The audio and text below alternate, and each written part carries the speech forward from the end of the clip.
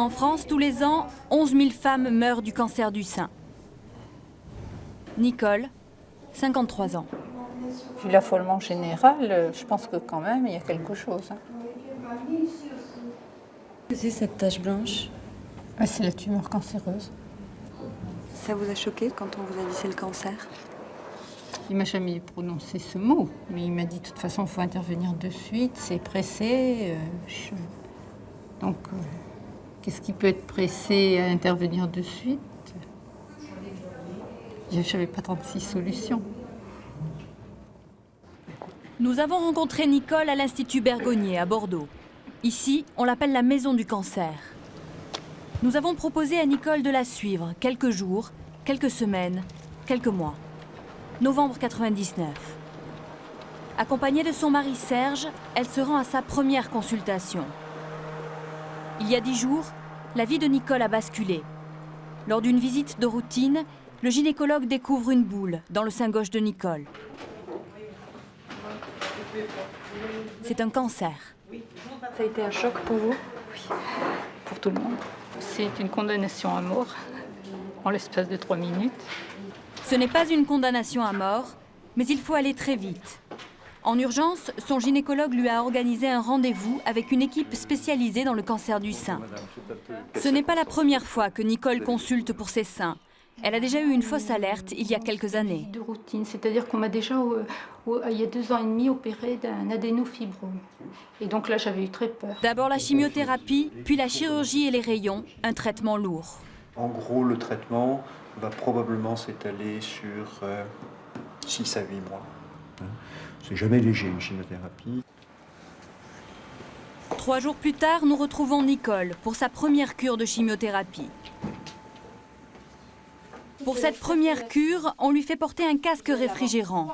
Cela ne va pas empêcher, mais retarder la chute des cheveux. La première étape du traitement, c'est une perfusion d'antivomitifs. D'accord, quand ça ne goûte plus, vous nous appelez et on viendra changer la perfusion. La chimiothérapie à proprement parler commence. On va injecter à Nicole 3 produits qui vont tuer les cellules cancéreuses. Et c'est ce produit rouge qui fait tomber les cheveux, c'est lui. C'est lui. Qui est en cause. Sachez que bon, la semaine qui va suivre est quand même une semaine qui n'est pas facile sur les 2-3 jours qui vont suivre. Alors là, il faut s'arrêter, se reposer. Et quand vous vous sentez bien, vous redémarrez. Voilà. Comment ça va, Nicole? Ah ben ça va. Ça va. Ça me fait pas mal du tout. Et c'est pas... J'ai plus rien dans le truc. Il n'y a plus rien, on a oublié. Attends. Où c'est qu'il faut appuyer? Non, touche pas. Là.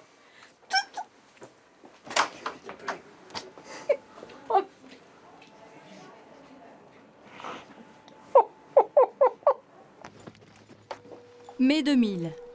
Nicole est convoquée à l'hôpital aujourd'hui. Elle se fait opérer demain matin. Si tout se passe normalement, elle devrait rester hospitalisée 1 semaine. On va lui retirer la tumeur et les ganglions. Cela fait plus de 4 mois que nous suivons Nicole. Elle fait face, mais c'est moralement très dur.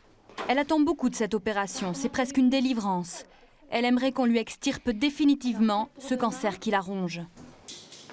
10 h du matin le lendemain, Nicole part au bloc opératoire. Lorsqu'elle se réveillera, elle ne sera peut-être pas tout à fait la même. Un sein en moins. Pour l'heure, rien n'est joué. 1 mois plus tard, juin 2000, le traitement n'est pas fini. Aujourd'hui débute la dernière étape, les rayons. Déjà apparaissent des signes de rétablissement, ça l'encourage. Mes cils sont poussés. Je les ai pas encore épilés parce que je suis tellement contente de les avoir de nouveau.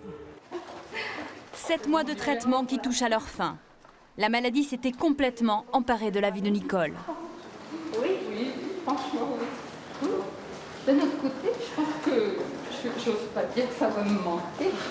Mais ça manque à tout le monde. C'est la sécurité que je rencontre quand je viens ici, quoi.